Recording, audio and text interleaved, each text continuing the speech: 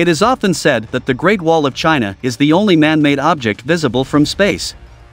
It's not true, of course. The crumbling, frequently overgrown structure is mostly no wider than a country road.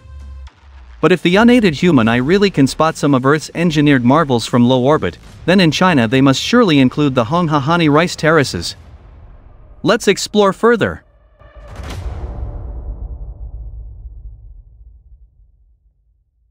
The hani rice terraces are the system of hani rice-growing terraces located in Honghe Prefecture, Yuanyang County, Yunnan, China. The terrace's history spans around 1,200 years. The total area stretches across 1 million acres in 4 counties, Yuanyang, Honghe, Jinping and Luchuan, although the core area of the terraces is located in Yuanyang County.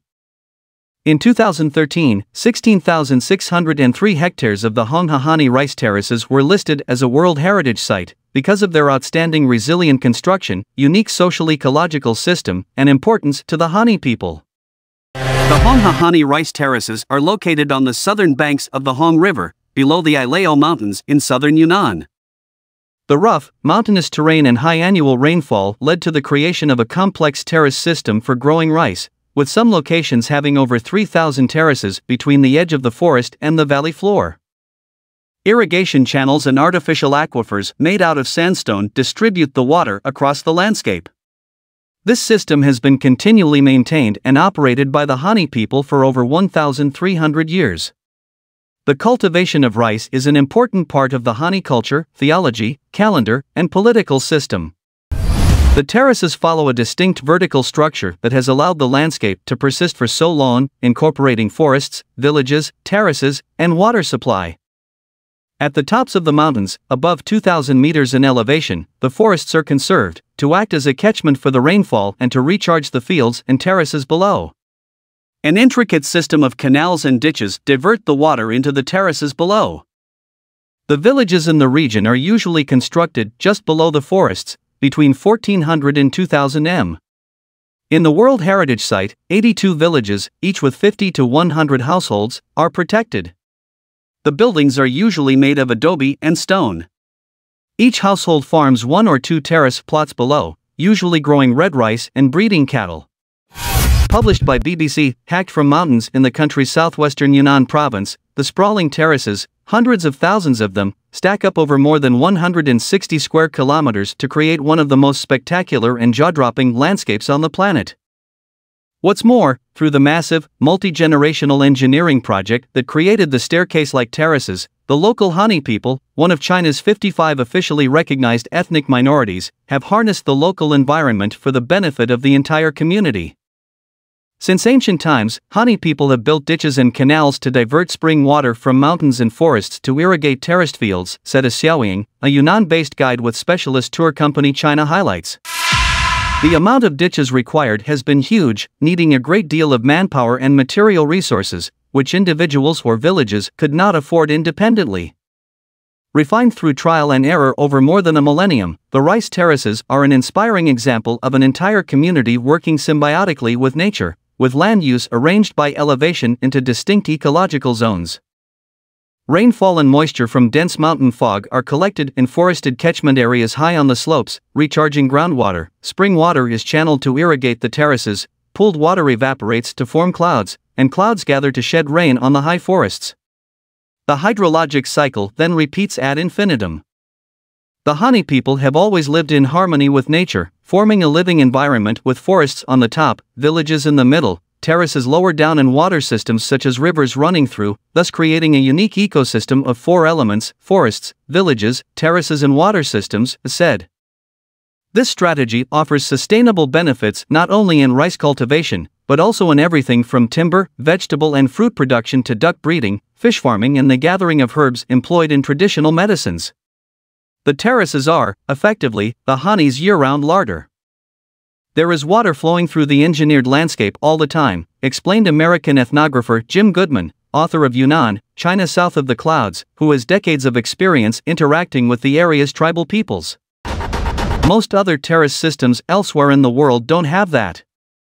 So, in the winter months, outside of the rice growing season, the Hani terraces are still useful as a place for fish and frogs, for snails, for good things that the Hani can eat. It is believed that the hani arrived in the Ilao Mountains, close to Yunnan's modern border with Vietnam, around the 3rd century, having migrated south from the harsh, barren and unforgiving Qinghai Tibetan Plateau. They were so enamored by what they found there, fertile land, mild climate, plentiful rainfall, they chose to put down roots. With more than 80 villages served by the terraces today, water is the commodity that's not only crucial for the hani's survival, but for community cohesion, too. Equality of supply, said Goodman, is the starting point of the group's success. The hani have engineered the landscape democratically, using a system of channels, dividers and dikes to ensure that the water moves through the space fairly, he said. Every village has an official water guardian, who ensures that the water is distributed evenly. The family whose land is at the bottom of the terrace gets the same water as whoever is at the top. Viewed from any lofty vantage point, the asymmetrical terraces, some as big as football pitches, others no larger than a casually thrown bedsheet, and all clearly defined by dark, curving walls of compacted mud, slot together like a colossal jigsaw puzzle. In winter and spring, the terraces fill with water to reflect the sky, each resembling a lozenge-like panel in a mighty, swirling stained glass window. Hani farmers began carving the terraces out of the mountains during the Tang dynasty, 618 to 907 AD, with their distinctive use of land recounted in handed-down accounts. The terraces have been tended ever since, climbing from riverbank locations at less than 500 m above sea level to cloud-shrouded heights of more than 1,800 m, and on inclines as steep as 70 degrees. The oft-abused description "stairways to heaven" is most apt here. Even more impressive, perhaps, is that the terraces have always been carved by hand, and that the construction methods used today are the same as those of the hani's ancestors. You can't mechanize the terraces, explained Goodman. You can't use tractors or other machines because of their shape and location. And they're often knee-deep with water. So, the hani are still using buffalo or doing the hard work by hand, using the same picks and hoes and hand tools that they've used for hundreds of years.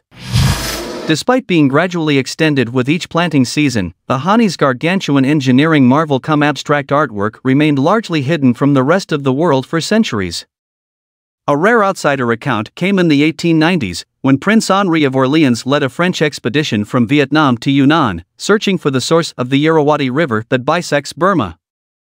The hillsides here were covered 2/3 of their height with rice fields, rising in regular terraces, over which water trickled in a series of cascades that glittered like glass in the sun, Henri wrote, adding, "This method of irrigation was quite a work of art, all the embankments being thrown up by hand or stomped by foot." In the early 1920s, American Harry F. Frank, one of the foremost travel writers of the time, also slipped into Yunnan from Vietnam, watching from the window as his train chugged through the rugged landscape along the French-built, narrow-gauge railway. There are terraces everywhere, steeper than stairways, long, but as narrow as they are high, the mountains about them mirrored in new rice fields, Frank gushed in his book Roving Through Southern China, 1925. But then, kicking off in the 1930s, with China's long war with Japan, followed by civil war and revolution and the shuttering of the newly communist country behind the so-called bamboo curtain, the mountainous region became off-limits for foreigners, only reopening in the 80s. Nobody paid much attention until the 2000s, with the arrival of new tarmac roads and a local authority determined to get the terraces highlighted on UNESCO's World Heritage List.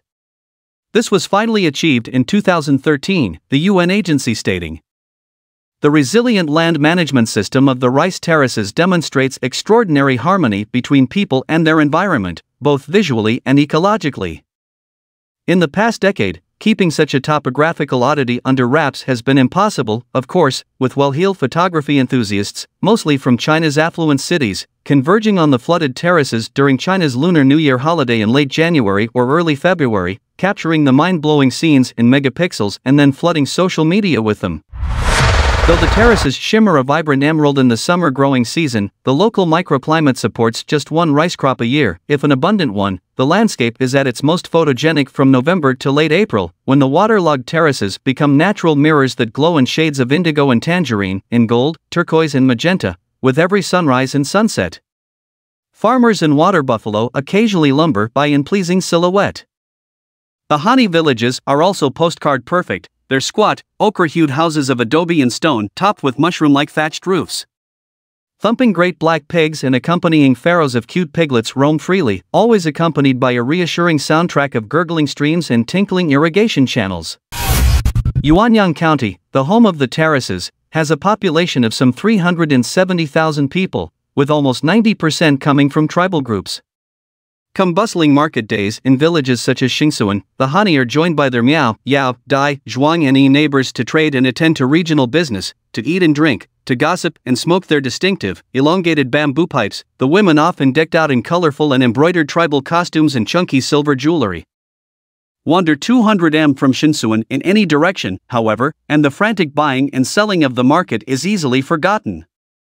Hike the meandering trails through the terraces, or even along their mud walls if nimble on your feet, and you will be absolutely alone. In a time of shrinking natural resources globally, Goodman says the hani can give the world lessons in land management, as well as in how to live in harmony with the environment. They are proud of what they've achieved, he said. They accomplished something marvelous that has held firm for possibly 1,300 years. He added, show them a photo you took of hani people dressed up in their traditional clothes, with their fancy jewelry and whatnot, and they'll shrug. Show them a picture of the rice terraces and you'll get a big smile and a thumbs up.